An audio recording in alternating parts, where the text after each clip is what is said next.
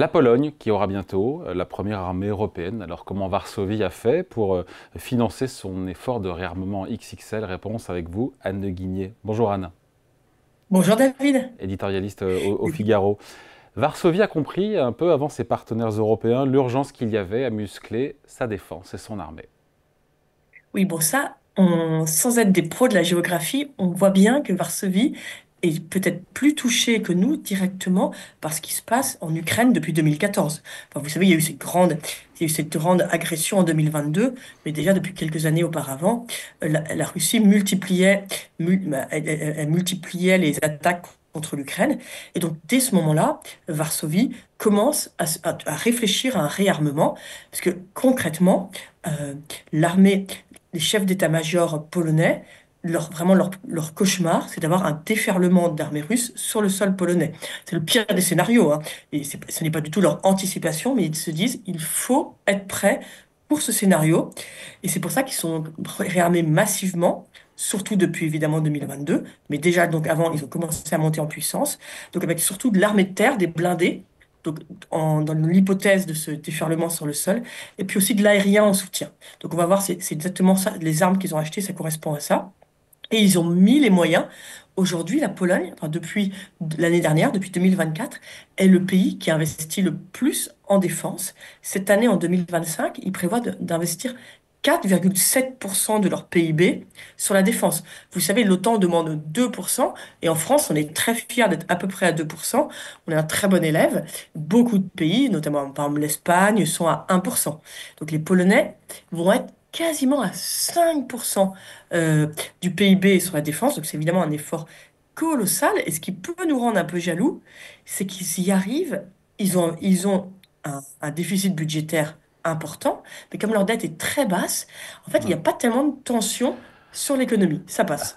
Alors Anne, il y a plein de choses dans ce que vous nous racontez là, c'est passionnant, mais si je comprends bien, en gros, la Pologne se prépare maintenant depuis 3 ans à un potentiel conflit avec la Russie, qu'elle dépense beaucoup plus, le double, voire quasiment un peu moins Mm. du triple de ce que fait la France, rapporté évidemment à son PIB, à son économie, avec l'objectif de devenir peut-être la première armée d'Europe. Exactement, David. Ouais. C'est ça qui est derrière. Et parce que, en fait, vous savez, la Pologne a quand même une histoire douloureuse. Elle avait, pendant la seconde, avant la Deuxième Guerre mondiale, il y avait tout un réseau d'alliances, notamment avec la France. Et l'histoire lui a appris qu'il fallait mieux, voilà, avoir ses propres moyens de défense. Et ça, je pense que c'est quelque chose qui est très ancré à Varsovie.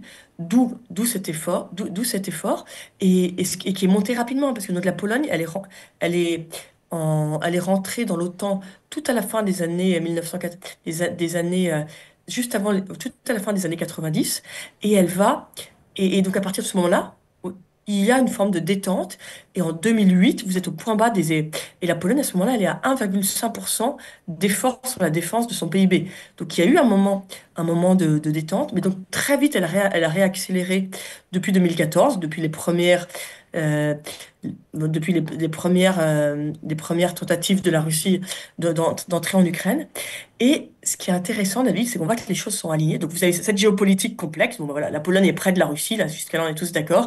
Donc elle se sent évidemment en première ligne si jamais la Russie veut attaquer, veut attaquer l'Europe. Et ce qui est intéressant pour nous, qui sommes plus évidemment dans l'économie que de la géopolitique, c'est que la Pologne s'appuie sur une économie extrêmement saine. Il y a une espèce de miracle polonais depuis 30 ans, avec une croissance qui est proche de 5% année après année, hein, et qui lui permet de soutenir cet effort absolument colossal. Et on voit quand même, ce qui prouve quand même que la souveraineté passe vraiment par la prospérité économique. Et évidemment, le cas de la Pologne, il est intéressant parce que en miroir, il nous renvoie à nos fragilités françaises. Parce que le 5% de croissance, c'est quelque chose d'incroyable. Et ça nous renvoie d'autant plus à nos propres failles que la grande recette du miracle polonais, c'est avant tout une main-d'œuvre très bien formée, ce qui permet une productivité qui, en moyenne, qui a été pendant des années, là je crois que c'est un petit peu baissé, mais pendant des années a été 3 fois plus élevée que la moyenne de l'OCDE. Comme vous savez qu'en France, nos gains de productivité ne cessent de se réduire, et même aujourd'hui, il y a un énorme problème de productivité Mm. en France. Vraiment, la Pologne, c'est le bon élève, productivité très élevée, économie ouverte, et puis gestion des finances publiques au cordeau. Bon, bah, résultat, quand vous avez un choc pareil, ils arrivent à mettre 35 milliards de dollars. Et là, il y a même des débats politiques pour mettre dans la Constitution le fait que la Pologne doit, sur le long terme, rester à ce niveau de dépenses égal à 4% du PIB. Et apparemment, il y a un consensus politique, ça devrait passer. Alors c'est vrai qu'en même temps, il faut juste modérer un peu en disant que j'imagine que le PIB par habitant n'est pas le même non plus que le PIB par habitant en France, donc il y a aussi un effet rattrapage lié à ces 5% de croissance, mais c'est vrai que la dette n'est même pas de 60% ou 50% rapportée au PIB, on est quasiment au double en France, et voilà, donc ils réussissent finalement à financer cette montée en puissance de l'armée, de la défense, sans toucher, sans sabrer dans d'autres dépenses, notamment sociales, parce qu'ils ont ces marges de Ouais, manœuvre-là. le, les dépenses sociales ont aussi augmenté cette année. Donc c'est comme mais bon, on va pas trop se comparer parce qu'évidemment nous sommes comme vous le disiez David, il y a un effet de rattrapage et nos deux pays sont très différents, mais ça fait quand même un petit peu rêver parce qu'on ils ont pas du tout les mêmes débats en Pologne, nos débats en France. D'ailleurs, les débats sont si complexes que là depuis quelques semaines on n'en parle même plus. Mais grosso modo, le débat, il faut pas se mentir, en France, c'est pour financer ces milliards supplémentaires vers la défense.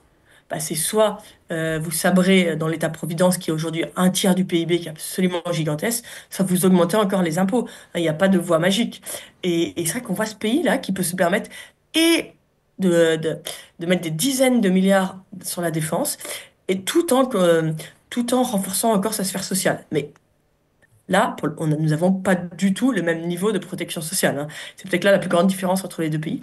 Et puis, ce qui est intéressant, c'est que l'industrie de défense polonaise est très faible au J'allais y départ. venir, juste Anne, j'allais y venir parce qu'ils ont passé essentiellement des contrats d'achat d'armes aux Américains, j'imagine, Varsovie. Est-ce qu'ils ont d'ailleurs ou Ouais, pas aux du tout Américains et aux privilégié Sud-Coréens. l'industrie européenne ou pas du tout?